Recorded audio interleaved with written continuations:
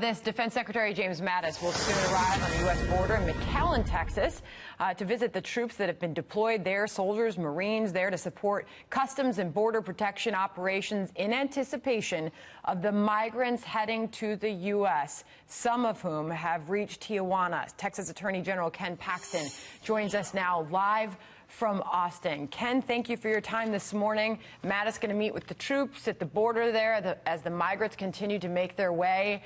What do you think the strategy is here, and what happens next?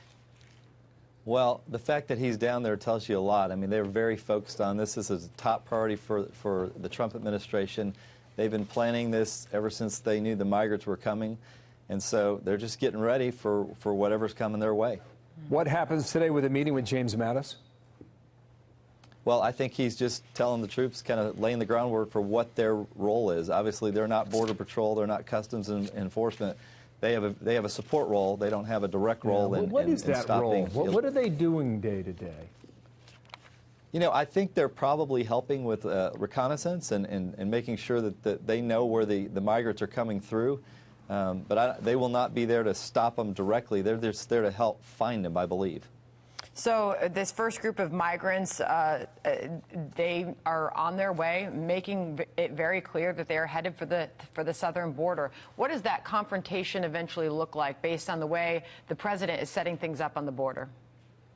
Well, it's interesting. We don't really know because we don't know where they're going exactly, and we don't know how spread out they're going to be or how many are going to make. You know, most of them still have a long way to go to get to the border. So we don't exactly know how that's going to play out. And that's why I think he's sent so many troops down there. That's why so many Border Patrol agents are down there.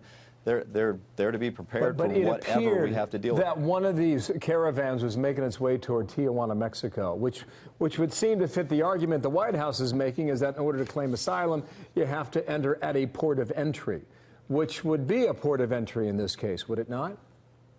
Yeah, I think that's accurate, and certainly that's what the president has directed the migrants to do, is to go to a port of entry. That's the appropriate place to request asylum, and then they'll go through the normal process that's been set up to deal with asylum seekers. The point is, if that's the case, then they're listening to U.S. policy as they move along this path, correct? I think that's accurate, and I think that's the whole point of the president getting his message out early, is so that these people understand what the process is and that they follow our process. So we've had a change in leadership, obviously, post-midterm elections. Democrats will now control the House. And there's a lot of discussion, a lot of debate about what that means for border security. Former ICE Director Tom Homan weighed in on that. I think the House appropriations, which will be under the control of the Democrats here soon, I think they're going to look to cut the ICE budget, which means they'll fund less beds, which equals less arrests and less deportations and more catch and release. I certainly think it's going to be a struggle with the House under Democratic control because they don't want immigration enforcement. And how do you think things will change now with Democratic control of the House? Well, I am concerned about what he just talked about, that the Democrats will defund some of our border security. Obviously, for a border state like mine, that's disappointing because we have to deal with consequences, including increased crime. So hopefully that doesn't happen, but it would not surprise me if that's the route the Democrats take. In your legal world, do you have a view on this Matthew Whitaker matter? I mean, I'm certain you just heard Sandra and me talking about the breaking news from the Department of Justice. What is your view? My guess is that the Department of Justice and the president have really focused on this legal argument. They understand what they're dealing with.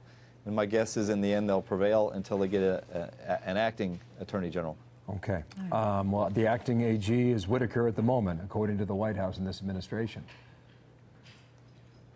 Well, my guess is until he's replaced that he will be there until they're ready to replace him, if they ever decide they are. Ken Paxton, thank you for your time. Good to have you on our program today. Thank you. Thank you, Ken. Thank you.